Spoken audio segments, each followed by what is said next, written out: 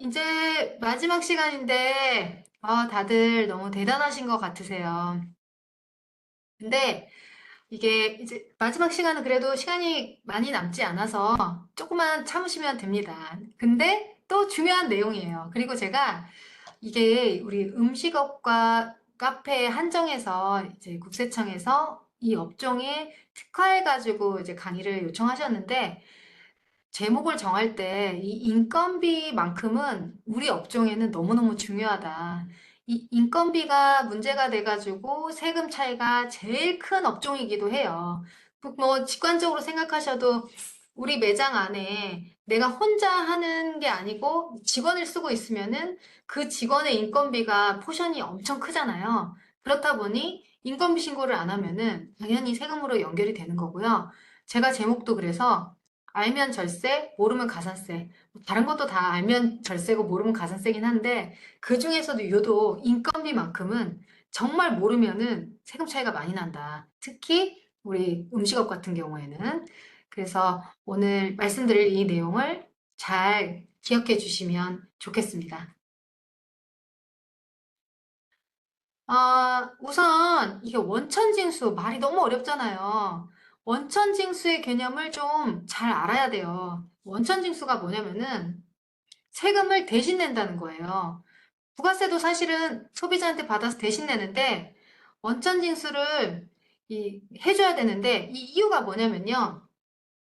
이 이유가 아까 제가 부가세는 뭐라고 했죠? 우리 사장님들께서 종합소득세를 내기 위한 빌드업과도 같다. 이렇게 말씀드렸는데, 그러면 우리 사업주분들 말고 다른 분들의 소득에 대해서도 과세관청에서 좀 파악을 할 수 있어야 되는데, 예를 들어서 우리 사업장에서 일하고 있는 근로자, 이 근로자가 얼마를 버는지를 세무서가 알아야 이 근로자한테 세금을 걷어갈 거잖아요. 혹은 우리 사업장에서 와서 일하는 뭐 프리랜서 이런 분들이 얼마를 벌고 있는지 알아야 과세관청에서 이분들한테 세금도 걷고 또 국가적으로 지원 사업이 있다면 지원도 할 수 있고 이런 내용이 있는데 요 표를 보면요. 이 원천징수 의무자를 우리 사장님들이라고 생각하면 됩니다. 우리 사장님들께서 소득을 근로자한테 우리 사업장에서 일하는 뭐 알바생이 됐든 누가 됐든 근로자한테 소득을 지급하는데 줄 때 그냥 주지 말라는 거예요. 세금 얼마 낼지 세금을 떼고 원천징수라는 게 세금을 떼라는 거예요. 세금을 떼고 줘라. 그리고 그 세금을 어떻게 할 거냐면은 세무서에 누구한테 얼마 지급하고 얼마 뗐는지 신고하고 납부 좀 해달라. 그리고 누가 얼마를 벌었는지는 이 지급명세서라는 걸 제출해달라라는 의미이고요. 그러면 이 소득 받은 근로자분들은 나중에 세무서에 다 소득한 걸 자기 본인의 소득을 다 모아서 타소득이 있는 경우에는 종합과세 신고를 하게 되는 거고요. 또 특정한 경우에는 뭐 장려금을 받거나 뭐 지원금을 받거나 이런 자료로도 사용될 수 있고 이런 세무서와 세무서끼리 왜냐하면 소득자의 세무서와 우리 사장님들의 관할 세무서가 다를 수 있잖아요. 서로 이렇게 확인하고 검토하는 작업을 통해서 검증을 한다. 이런 게 바로 원천징수에 해당하는 거고요. 우리 사업주분들은 원천징수를 해야 될 게 결론적으로는 우리 사업장에서 일하고 계신 근로자분들, 4대 보험에 가입한 근로자도 있고, 또 이번 달만 와서 일해주고 가시는 뭐 사업소득자 분들도 있고, 또 다른 형태의 뭐 근로를 제공하시는 분들도 있고 할 텐데요. 이럴 경우에 그냥 보내면 안 되고, 그냥 급여를 지급하면 안 되고, 반드시 원천 징수를 해서 세무서에 신고 납부, 그리고 누가 얼마만큼의 소득을 벌었는지 지급 명세서라는 거를 제출해 줘야 된다. 이렇게 알고 계셔야 되는 거고요. 그러면은 이제 제가 이미 뭐 어떤 소득을 할 때 지급을 해야 되는지 말씀드렸고, 우리 사업장은 업종의 특성상 보통은 인건비 중에서도 근로소득이나 혹은 사업소득 정도가 원천징수해야 되는 소득에 해당할 것 같습니다. 어, 원천징수 시기는 제가 이렇게 표현 드렸지만 이제 신고납부 기간으로 대신 설명을 할게요. 원천징수 신고 납부가 이 인건비를 제가 모르면 가산세다라는 이유가 지금 이 이유 때문인데요. 보면은 원천징수가요. 이 원천징수 이행상황 신고, 그러니까 근로자가 발생했을 때 급여를 지급했을 때 우리가 쉽게 이해하기로 급여를 지급했을 때 내가 언제 무슨 신고를 해야 되냐. 매월 신고를 해줘야 되는데 급여를 지급을 하면 소득 지급일이 속하는 달의 다음 달 10일까지. 다시 말해서 매월 다음 달 10일까지 이 급여와 관련된 신고를 해줘야 되는 거예요. 그러면 우리 8월 달에 근로자가 있었다. 그럼 언제까지 신고하느냐면 9월 10일까지 신고와 납부를 해줘야 됩니다. 근데 우리 사업하기도 매장 운영하기도 너무 바쁘신데 매월 신고 납부를 한다는 게 사실상 너무 어렵잖아요. 그렇다 보니까 이것도 매월 하지 않고 반기별로 6개월에 한 번씩 할 수 있도록 단기 신고 납부를 할 수 있게 만들어 놨어요. 그러면 이런 경우에는 반기 신고자가 되시면은 어, 부가세 신고하듯이 1월부터 6월까지 한 번, 7월부터 12월까지 한 번 해가지고 상반기 건 7월 10일까지, 하반기 건 1월 10일까지.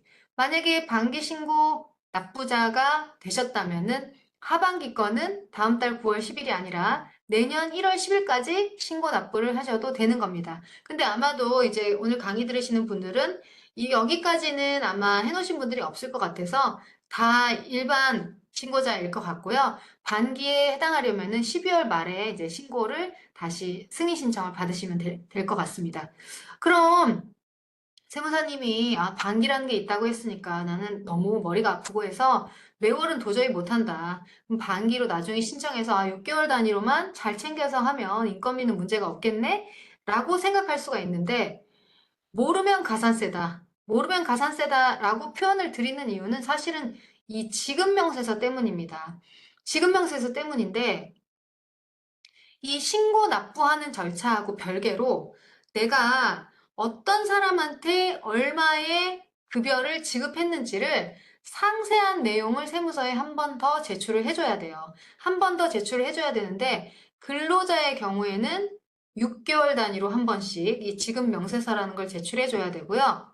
사업소득자 3.3을 떼는 사업소득자가 있을 경우에는 매달 다음 달에 말일까지니까 결과적으로는 매달이라고 보시면 돼요. 그러니까 반기 승인자가 돼서 6개월 단위로 신고 납부를 한다 하더라도 그 상세 내역, 사업소득이 있을 경우에는 매월 누가 얼마를 벌었는지를 세무서에 알려줘야 되는 신고를 해야 하니까 이걸 놓치게 되면 또 가산세가 또 분기당 매달 발생을 하게 돼서 꼭 주의를 하셔야 되고 원천세 같은 경우에는 신고하면서 납부라니까 납부서라는 걸 받잖아요. 그러니까 내가 신고를 이렇게 놓치지 않고 할 요인이 좀 있는데 지급명세서 같은 경우는 납부세액이 있는 게 아니라 그냥 제출만 하는 거예요. 그렇다 보니까 제출을 하지 않아도 납부세액이 있으면은 막 기한 내 납부 못하면 지연 가산세가 붙고 해가지고 인지하기가 쉬운데 단순히 이 자료 제출을 하지 않은 거는 평소에 인지하기가 어려워요. 그리고 과세관청에서도 미리 알려주지 않습니다. 이게 관리가 기중에는 잘 안 되기 때문에 나중에 한 1년 지나가지고 우리 사업장은 언제 지급명세서가 제출이 안 됐다 해서 날라와 버리니까 가산세를 피하기가 어려운 문제가 있어요. 금액이 뭐 작을 때는 가산세가 이건 뭐 그렇게 크지 않은데 라고 생각할지 모르겠지만 금액이 가만두면 쌓이고 또 인건비 포션이 워낙 크잖아요. 우리 업종이. 그렇다 보니까 이걸 놓치면 낭패를 볼 때가 많습니다. 꼭 기억을 해주시고요. 왜 이걸 제출해야 되는지 제가 한 번 더 이 신고서로 표시를 해드리면요. 도대체 신고를 왜 두 번 하냐? 한 번에 끝내지. 귀찮다. 이렇게 생각하실 수 있는데 이유는 뭐냐면은 우리가 원천세를 신고할 때는요. 이 신고서를 보면 아시겠지만 몇 명한테 얼마를 지급해서 세금은 이만큼이다. 딱 결과값밖에 나오지가 않아요. 또 사업소득도 몇 명한테 얼마를 지급해서 세금은 얼마다. 결과값만 나오니까 이 신고서 상으로는 누가 얼마를 벌었는지 알 수가 없습니다. 그런데 원천세도 우리가 부가세가 소득세 빌드업인 것처럼 어찌 보면 원천세도 소득세를 위한 빌드업이거든요. 누가 얼마를 벌었는지 세무서가 알기 위해서 하는 거다라고 생각하시면 돼요. 근데 이 신고서상으로는 누가 얼마를 벌었는지 도저히 알 수가 없잖아요. 그렇다 보니 누가 얼마를 벌었는지 이런 지급명세서라는 이름을 통해서, 이런 서식을 통해서 이렇게 사람 이름, 주민번호, 인적사항, 그리고 얼마를 몇 년도에 벌은 건지에 대해서 자세히 신고를 해줘야 되는 문제가 생기는 겁니다. 그런데 과거에는 이런 지급명세서가 대부분 1년에 한 번이었어요. 1년에 한 번 제출하는 것도 사실 쉽지는 않은데 그것도 리스크가 있기는 있었지만 중간에 이제 무슨 문제가 있었냐면은 우리가 코로나라는 엄청 큰 사건이 있었잖아요. 코로나 때 무슨 문제가 있었냐. 소득이 갑자기 현저히 줄어든 분들에 대해서 국가에서 좀 지원을 해줬어요. 보조를 해주고. 근데 소득이 현저히 지금 줄어든 사람에 대해서 파악이 돼야 되는데 아까 말씀드린 대로 소득세 신고는 올해 걸 내년에 하다 보니까 지금 소득이 줄어들었는지에 대해서 파악하기가 너무 어려운 거예요. 특히나 이런 프리랜서 사업자분들이 가장 피해가 컸는데 이런 분들의 소득이 얼마가 줄었는지 알 수가 없으니까 이분들의 소득을 조기 파악하기 위해서 이 지급명세서를 1년에 한 번 제출하던 거를 기간을 땡기다가 지금은 매월 제출을 해요. 그렇다 보니 인건비를 6개월 단위로 신고 납부를 하더라도 이 지급명세서를 매월 제출해야 되다 보니까 결과적으로 내가 인건비가 있다면은 매월 특히나 사업소득자가 있다면 매월 뭔가를 해주지 않으면은 세무신고를 누락할 수 있다는 리스크가 발생하게 됩니다. 그래서 인건비에 있어서만큼은 이걸 모르면 일단 가산세를 내고 시작하는 문제가 발생을 해요. 그러니까 요거 꼭 숙지해 주시고 제가 이 부분에 대한 이해를 돕기 위해서 서식에 대해서 잘 표시를 해드렸으니까 요거를 참고하시면 좋을 것 같습니다. 그러면은 이제 또 궁금하신 게, 아니, 우리 사업장에는 일용직도 있고, 정규직도 있고, 프리랜서도 있는데 도대체 구분이 안 된다. 어떤 게 일용직이고, 어떤 게 정규직이고, 어떤 것이 프리랜서 사업자인지에 대해서 구분을 해야 될 필요성이 좀 있는데요. 요 표를 잘 따라가고 보시면 됩니다. 우선 근로계약을 통해서 종속적인 지위, 아예 어떤 어, 계약 관계를 통해서 기간을 정해두고 함께 일하는 나한테 우리 사업장에 속해 있는 사람인 거예요. 그럴 때는 상용 근로자에 해당하는 거고요. 일용직에 해당한다 하더라도 동일한 고용주에게 3개월 이상 고용이 돼 있으면 이제 일용직이 아닌 걸로 봅니다. 그리고 또 이제 고용관계 없이 독립적으로 우리 사업장에 와서 일을 해주시는 분들은 일시적인 기간 동안만 일을 해준 거기 때문에 사업소득자에 해당할 수가 있어요. 그러면 이 세 가지가 처리하는 방법이 다르기 때문에 꼭 염두를 해두셔야 되는데 정규직이면 당연히 기본적으로 뭐가 있냐면 4대 보험에 가입을 해야 된다는 거. 일용직은 이제 4대 보험까지는 아니지만 어, 일용직과 정규직을 구분을 해야지 보험 처리에 있어서 헷갈리는 일이 없을 것 같고요. 사업소득자는 보험과는 관계가 없는데 3.3을 떼줘야 돼서 이 원천징수 세율이 달라요. 그러니까 사업소득자를 구분해줘야 될 필요성이 있는데 결과적으로는 정규직은 다 구분하실 것 같고요. 일용직이냐 사업소득자냐를 구분할 때 좀, 요 판단할 때 이 표를 활용하시면 좋을 것 같습니다. 그 다음에, 그러면은 이제 아마도 고민할 것도 없이 우리 업종의 특성상 다 정규직이실 거예요. 근데 정규직 신고를 왜 못하냐? 4대 보험이 너무 많아가지고, 4대 보험을 가입을 하면은 본인 부담분도 있지만 회사 부담분이 있잖아요. 그래서 4대 보험까지 내주면 너무 인건비가 많이 든다. 그래서 보험 가입을 못하는 경우도 있고, 반대로 근로자가 4대 보험 나는 필요 없다. 4대 보험 가입하기 싫다. 이래서 안 되는 경우도 있고, 가지각색의 이유로 안 되는 경우가 있는데, 4대 보험 부담을 해야 하는 사실은 피할 수가 없기는 하지만, 그래도 사대보험을 조금 줄일 수 있는 방안에 대해서 말씀을 드려보겠습니다. 우선 사대보험을 피한다는 거는 이제 사대보험에서 비과세된다. 그 사대보험을 납부하지 않아도 된다는 의미인데요. 우선은 이제 어떤 게 있냐면 자가운전 보조비라고 해가지고 차량으로 출퇴근하시는 경우에 본인 명의의 차량이 있거나 혹은 부부 공동 명의의 차량이 있을 경우에는 월 20만 원까지는 보험료가 부과되지 않습니다. 세금도 부과되지 않습니다. 그리고 또 식사 관련해서 식비를 금액으로 제공하는 경우에 월 20만 원까지 또 세금이 부과되지 않고 비과세 처리가 되니까 그 사대보험도 같이 줄일 수가 있고요. 또 6세 이하 자녀가 있는 경우에 출산 보육수당이라고 해서 20만 원까지 또 세금을 비과세 혜택을 받을 수 있으니까 이 부분 참고해 주시고요. 아마도 우리 업종에서는 이 아랫부분은 해당 사항이 없고요. 1, 2, 3번 부분이 해당 사항이 있는데 여기 세 가지에 다 해당되면은 최대 60만 원까지 급여는 지급하지만 비용 처리는 다 되지만 세금 부담 없이 또 사대보험 부담을 좀 덜 하면서 지급을 할 수 있으니까 근로자와 사업주 모두에게 도움이 될 수 있을 것 같습니다. 왜 그렇게 사대보험이 부담이 되냐? 이 요율을 보시면은, 아, 이게 사대보험 때문에 인건비 신고를 못 한다는 게 무슨 말인지 알겠다. 이해가 되실 거예요. 보면은 국민연금이 9%, 건강보험이 이제 7.0%, 뭐 쭉쭉쭉 다 해서 결과적으로는 쭉 보면은 합해서 사업자와 근로자 합해서 거의 한 17, 8%가 되는 거니까 반반씩 부담한다고 했을 때 사업주도 거기 한 7, 8% 이상 부담을 해주는 거잖아요. 그러니 내가 근로자 한 명을 고용했을 때 보험료 부담하는 것까지 하면 약간 더 급여를 주는 셈이 되는 거겠죠.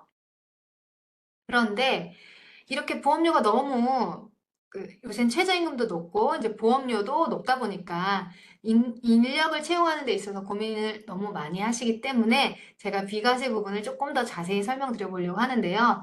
예를 들어서 지금 제가 이걸 작성할 당시에 최저임금인 269만 6,270원이 기본급이라고 최저임금이 209만 6,270원을 기준으로 할 때 아까 말씀드린 비과세 항목, 차량 유지비나 식대나 자녀 양육비가 다 해당하시는 분은 이렇게 비과세 항목으로 급여를 설정할 수가 있고요. 그러면 이분은 전체 합한 토탈 급여는 269만 원. 이렇게 비과세가 없는 분하고 급여는 똑같은데 똑같죠? 269만 원, 269만 원 뒤에는 뭐 생략하고요.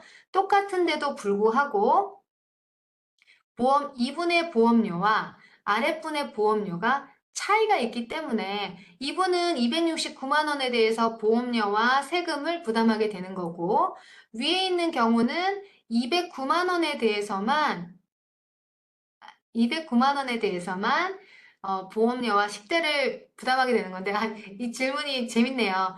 업종이 음식점인데 식대 비과세가 인정이 되나요? 이제 그렇죠. 우리 업종 같은 경우는 보통 식사를 자가 소비하시잖아요. 매장 안에서 하시잖아요. 근데 뭐 카페 같은 데는 식사가 안 되니까 그런 분들은 식비를 현금으로 줄 수도 있어서 식대는 식사를 제공하지 않고 실제 그러니까 말 그대로 식사를 사업장에서 제공하는 게 아니라 현금을 주고 현금으로써 식대를 보조해 줄 때를 말씀드리는 겁니다. 근데 우리 업종은 다 음식점이니까 식대는 이제 해당 안 되는 경우가 많이 있기는 하겠네요. 근데 카페 같은 경우는 해당 사항이 있을 것 같고요. 그래서 이렇게 제가 이제 극단적인 예를 들어 놓기는 했지만 보험료가 차이가 있으니까 그래도 60만 원이면 그렇게 작지가 않아요. 그러니까 요 차이 금액이 누적이 되면 되게 클 수 있는데 이 비과세에 따른 차이 금액이 지금 매월 8만 4천 원 정도인데 여기에는 회사 부담분이 또 추가될 수 있는 거니까 결과적으로는 회사 입장에서는 매월 한 13만 원씩 세이브하는 효과가 있는 거고 근로자 입장에서도 한 매월 8만 원씩 더 급여를 많이 받을 수 있는 거니까 동일한 급여를 지급하고 많이 받는 느낌이 들면 만족도가 좀 높아질 수밖에 없겠죠. 그리고 이건 제가 한 달만 얘기한 거고 한 명을 기준으로 한 거기 때문에 만약에 이게 12달이 되고 인원수가 여러 명이 있다면 세이브 될 수 있는 금액은 더 커질 수 있는 거라서 반드시 정규직 채용을 통해서 4대 보험 가입을 할 때는 비과세 항목이 있는지 체크를 해보시고 비과세 항목이 있을 때는 급여 설정에서 비과세를 반영을 해서 하게 된다면 사업장과 근로자 모두에게 도움이 될 수 있을 것 같습니다. 어, 그러면은 이제 보통은 원천징수가 있으면 이제 급여대장 작성을 해야 되는데 제가 이제 앞에서 소득세 신고할 때는 소득세 설명 드릴 때는 장부를 해야 되는 것에 대해서 말씀드렸을 때 뭐 일정 규모 이상 뭐 경비율보다는 어떤 경우 각각 막 설명을 드렸는데요. 사실은 더 심플하게 장부를 해야 되는 경우는 한 가지로 말씀드리면 인건비가 있을 때예요. 왜냐면은 인건비는 매월 계산을 해야 되잖아요. 그리고 또 매월 신고를 해야 되니까 뭐 소득세는 1년에 한 번이니까 만약에 장부 안 했을 때 세금이 적게 나오면은 장부 안 하는 걸로 선택해가지고 신고하셔도 되기는 하는데 인건비라는 건 매월이니까 사실 사업하시면서 인건비 신고를 막 챙겨가지고 한다는 게 너무 어렵고 인건비 신고 하나 못 챙겨가지고 가산세 발생하고 아까 같은 직업명세서처럼 어쩌다 한 번씩 내는 것들 챙기지 못했을 때 불필요한 가산세가 나가버리니까 사업에 어려움이 있을 수 있어서 인건비가 있으면은 그냥 외부 위탁하는 게 낫다. 혹은 뭐 장부를 직접 하시면 좋긴 하지만 그래도 저는 이런 경우는 그게 더 유리할 수 있다 이렇게 말씀을 드리기는 해요. 왜냐면 뭐 원천징수 계산은 그런데도 불구하고 우리 한 명밖에 없어가지고 이거 나는 해볼 수 있다라고 하시면 방법이 없는 거는 아니고 이렇게 다른 거는 다 급여대장에 이제 작성이 되는데 매달 세금이 얼마인지 계산을 해야 세금 신고를 할 수 있는 거잖아요. 근데 이렇게 홈택스에 들어가서 간이 세액표에 따라서 세금 계산을 할 수 있는 툴이 있으니까 이제 한 명밖에 안 되고 그 급여도 변동이 되지 않아서 난 내가 할 수 있겠다 하시는 분들은 여기 들어가서 참고해서 하시면은 될 것 같습니다. 그리고 이제 그 근로자가 있는 경우에는 연말정산이라는 거를 하시잖아요. 연말정산도 똑같아요. 우리 아까 앞에 제가 소득세 신고할 때 막 이제 다른 게 메인이라서 뒤에는 심플하게 말씀드렸는데 뭐 소득공제나 세액공제나 다 비슷하고요. 세율이 위로 가면 뭐 높아지는 것도 비슷합니다. 근데 그 나중에 연말정산 이제 환급하거나 이런 부분이 있기는 한데 이거는 이제 보통의 아까 원천징수 세율표에 따라서 세금을 낸다고 했는데 평소에 세금을 냈다가 12월 지나고 나서 2월 달에 연말정산을 하게 되는데 연말정산을 해서 평소에 냈던 기납부 세액보다 최종 세액이 더 크면 이제 차액을 납부하게 되는 거고요. 평소에 냈던 세금이 최종 세액보다 제가 말을 잘못했을 수도 있네요. 최종 세액이 원래 냈던 것보다 더 크면 차액을 납부. 최종 세액이 원래 냈던 것보다 더 작으면 차액을 환급받는 건데 대부분은 평소에는 소득공제나 세액공제 같은 게 반영이 안 되다 보니까 연말정산을 통해서 세액을 환급받는 과정이 있는 거고요. 이제 사업주이신 우리 사장님들께서 근로자분들의 자료를 받아서 연말정산을 대신 해주는 원천징수하고 유사한 건데 이런 과정이 있으니까 연말정산에 관한 내용도 조금 숙지를 해두시고 지금 다 알 수는 없지만 이 강의 자료를 참고하시면 도움이 될 것 같습니다. 연말정산 관련해서는 앞에 소득세하고 유사하기 때문에 내용 참고해 주시면 되고 지금 이제 근로자와 관련된 거니까 이런 부분들은 해당 사항 있을 때 같이 봐주시면 좋을 것 같습니다. 이게 앞에 소득공제 부분에 대해서는 자세히 쓰지는 않았어요. 근데 이게 원천징수 파트에서는 이 내용을 아주 상세하게 해놨거든요. 그래서 물론 이제 근로자는 되는데 사업주가 안 되는 것들이 있기는 하지만 이 내용을 보고 조금 더 상세한 참고사항으로 봐주시면 도움이 될 것 같습니다. 그러면은 이제 또 이제 헷갈리는 게 뭐냐면은 아까 전에 제가 근로자에 대해서는 지금까지 말씀을 드렸잖아요. 근데 사업 소득자가 요새는 많아요. 이제 우리가 음식업이다 보니까 사업 소득자가 과연 있을까 생각하실 수도 있는데 뭘 많이 해요? 마케팅 많이 하잖아요. 뭐 블로그 마케팅도 하고 인스타 마케팅도 하시고 또 이렇게 전단지 같은 거로 이제 알바생도 쓰시고 이런 경우 있는데 이런 분들이 그냥 잠깐만 하는 게 아니라 계속 반복성으로 계속 반복성 있게 일하시는 경우에는 사업 소득자에 해당이 돼요. 그런데 우리 입장에서는 그분이 그런 일을 계속 반복해서 하시는지 잠깐만 하시는지 알 수 없으니까 그분이 계속해서 하시는지 여부는 그 당사자한테 물어보시면 되고요. 만약에 그분이 뭐 이런 마케팅 같은 거를 주도적으로 계속 해주시는 분이다. 그러면 우리는 고용관계가 있는 근로자가 아니기 때문에 정규직은 아니지만 우리 사업 관련해서 비용이 지출이 되는 거니까 그 인건비를 지출할 때 지출하는 금액의 3%, 지방세까지 3.3%를 떼고 지출을 하시면 되고요. 우리 음식업에서는 대표적으로 발생하는 게 뭐냐면은 마케팅, 그리고 요새는 정말 대표적인 거, 배달 기사님들. 배달 기사님을 물론 이렇게 어플을 통해 가지고 많이 하시는데 배달 기사님이 이제 직접 고용해서 하시는 경우에도 3.3%를 떼고 그분들한테 지급을 하시면 됩니다. 그래서 만약에 100만 원을 지급을 한다. 그러면 소득세 3%인 3만 원, 지방세에 해당하는 3천 원. 그래서 총 3만 3천 원을 떼고 그분한테 지급을 하시는 거고요. 그 3만 3천 원은 가지고 있다가 다음 달 10일까지 원천세 신고하시는 거고 또 이건 사업소득이기 때문에 매월 누구한테 얼마 지급했는지 과세관청에 알려줘야 되니까 지급 명세서라는 걸 통해서 매월 다음 달 말까지 꼭 간이지급 명세서를 제출해줘야 된다. 이걸 숙지해 주셔야 돼요. 과거에는 우리 음식업이나 카페 같은 경우에는 사업소득이 별로 없었어요. 그런데 요새는 이제 사회가 변해가지고 마케팅을 같이 동반해가지고 음식업을 하시는 분들이 되게 많고 또 배달 대행은 뭐 말할 것도 없이 환경이 많이 변해서 사업 소득자가 음식업에서도 꽤나 많이 발생을 합니다. 그러니까 이 부분을 꼭 숙지해 주시고요.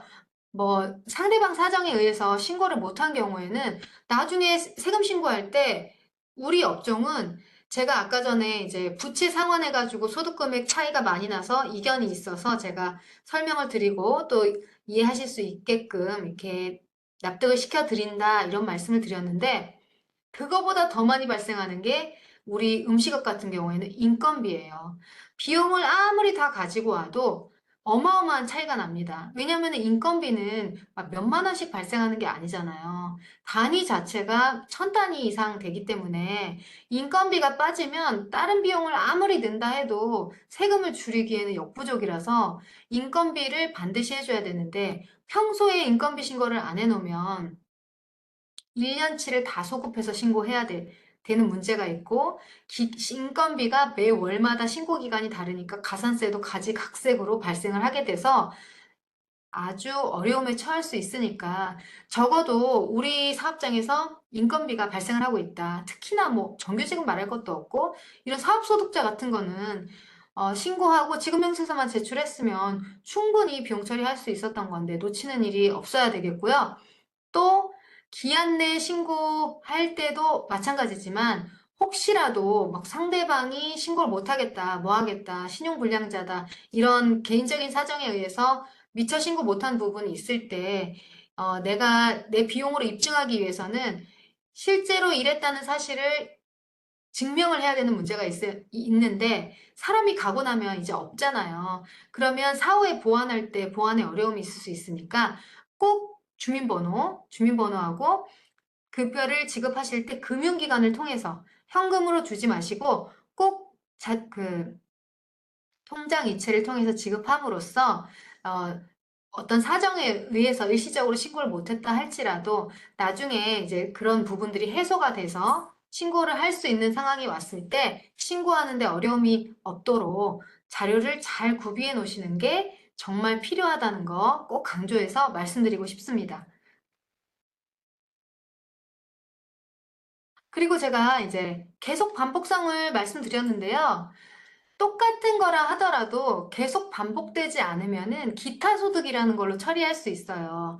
우리 그 매장 이어받을 때 영업비 같은 거 이제 사업 잘 하셔가지고 이제 이 사업은 좀 됐다. 난 다른 업종 해보고 싶다 하면은 우리 사업장을 이제 양도할 수가 있잖아요. 다른 사람한테 이제 팔 수가 있는데 그때 영업비가 발생을 하는데 보통 우리 사업하시는 분들이 서로 신고 안 하고 뭐 하기로 했다 이렇게 말씀하시는데 나중에 세금 많이 나오면 두 분 다 마음이 바뀌어요. 아, 물론 두 분보다는 비용을 지불한 쪽에서 마음이 바뀌는데 그때는 분명히 서로 신고를 안 하기로 했는데 세금이 많이 나오니까 이제 영업비 지출한 거를 내가 좀 신고를 해야겠다 이런 분들이 계시거든요.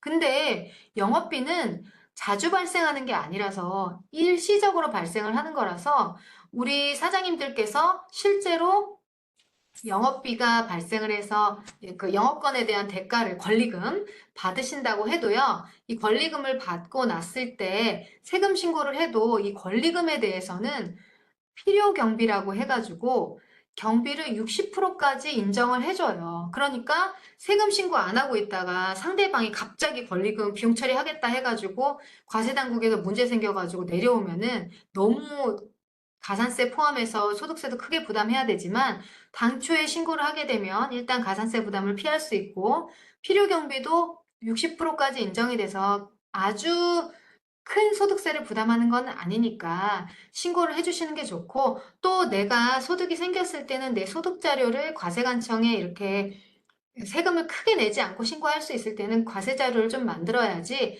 그 자료를 통해서 나중에 부동산을 사시거나 뭐 자녀분들한테 증여하시거나 할 때도 내가 자산 형성한 과정을 입증할 수 있으니까 도움이 되실 수 있어서 이런 권리금처럼 큰 가액이 오갈 때 무조건 세금 신고를 안 하는 게 유리하다 이런 생각하지 마시고 아 권리금 있을 때 필요 경비가 60%나 인정되는구나. 그러면 신고를 할 수 있겠구나 생각해 보시고 아직 아까 오픈 안 하셨다는 분도 권리금을 주고 사업장을 인수하는 경우에는 그 상대방에게 권리금 부분 이렇게 기타 소득으로 해가지고 필요 경비 인정이 돼서 세금 많이 안 나오니까 난 정상 처리를 좀 해달라 이렇게 요청을 하셔가지고 우리 사업장에서도 이후에 사업 발생할 때 권리금 부분도 이제 감가상각 통해서 비용 처리를 할 수 있다면 양측 다 서로 도움이 될 것 같습니다.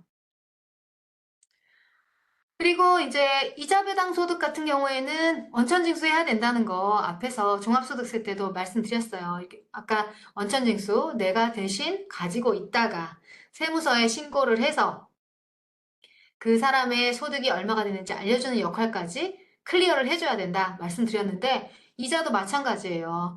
이자는 이제 비영업대금 같은 경우에는 25%, 지방세까지 27.5%인데 예를 들어서 100만 원의 이자를 줘야 된다. 그럼 그냥 주면 안 되고 27만 5천 원을 떼고 주라는 거예요. 27만 5천 원 떼고 그 사람한테 지급하고 27만 5천 원은 내가 가지고 있다가 다음 달 10일까지 세무서에 신고 납부해주고 거기서 끝나는 게 아니라 내가 어떤 사람한테 어떤 이자 소득 얼마를 지급했는지 국세청에 알려주는 역할까지 마무리해줌으로써 국세청이 어떤 사람이 이자 소득을 이만큼 벌었구나라는 걸 알게 해주는 거예요. 그러면 국세청은 종합소득세 신고 안내문에 벌어들인 소득에 대해서 딱 찍어가지고 그 사람이 소득세 신고를 할 수 있도록 하게 해주는 겁니다. 그래서 우리가 이거 나하고 해상사항 없는데 라고 생각하실지 모르겠지만 자금 차입했을 때 금융권 말고 개인한테 차입했을 때는 이런 원천징수가 있다. 사실은 비용 처리 못하는 것도 비용 처리 못하는 게 제일 큰 불이익이기는 한데요. 그거보다 이 17.5%를 그 사람한테 내가 받지도 않았는데 원천징수 의무 때문에 사업주인 내가 다 어, 더 쓰게 되는 경우가 생길 수 있어요. 그렇게 되면 안 되잖아요. 그러니까 이런 내용을 알고 계셔야지 만약에 막 시간상으로 촉박해가지고 자금을 쓰신다거나 뭐 이런 일도 있을 수 있는데 그렇게 하기보다는 조금 미리 계획하셔서 웬만하면 자금 차입은 금융기관을 통해서 할 수 있도록 하는 게 좋을 것 같고 부득이하게 개인 차입이 있다면 원천징수가 있다. 27.5%나 된다. 이거를 꼭 알고 계시는 것이 좋을 것 같습니다.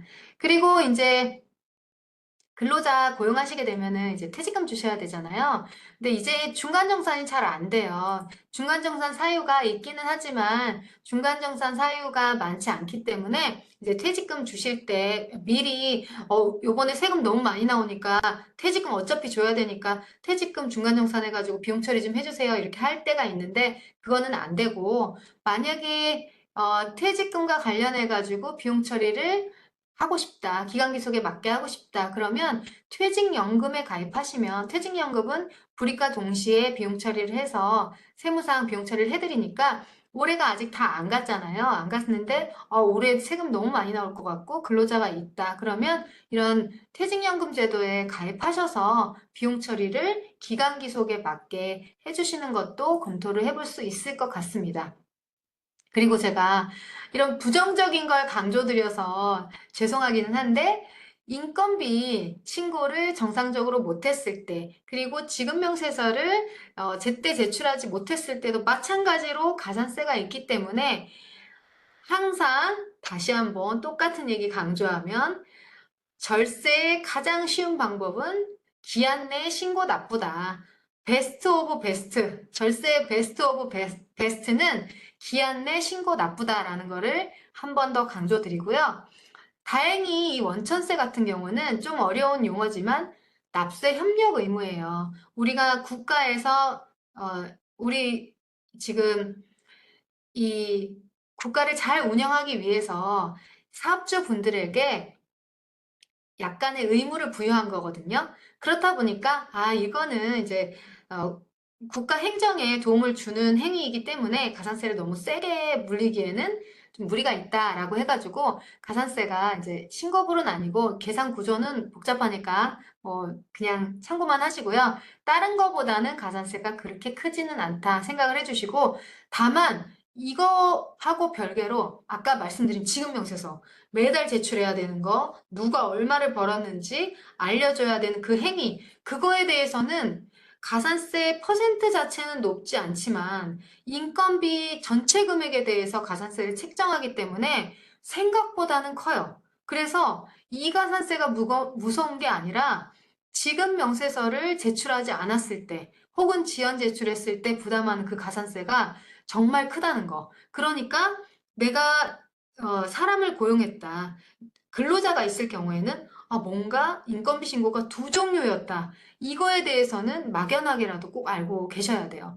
당연히 세무대리인 위탁하면 세무대리인 잘 챙겨주겠지만 그래도 사업주분께서 잘 알고 계셔야지 실수를 방지할 수 있으니까 이 부분 정말 잘 숙지해 주셨으면 좋겠고요. 무려 3시간 강의를 달려와서 끝마치게 되었습니다. 제가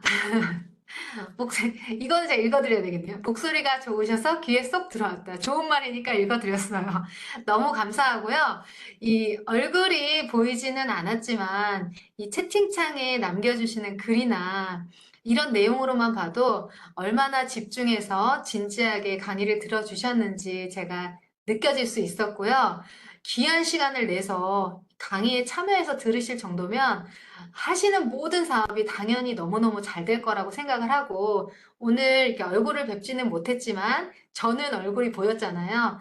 혹시라도 어디서 만나 뵙게 된다면 먼저 인사해 주시면 저도 반갑게 인사드리겠습니다. 오늘 3시간 동안 열심히 강의 들어주셔서 너무너무 감사하고요. 수고 많으셨습니다.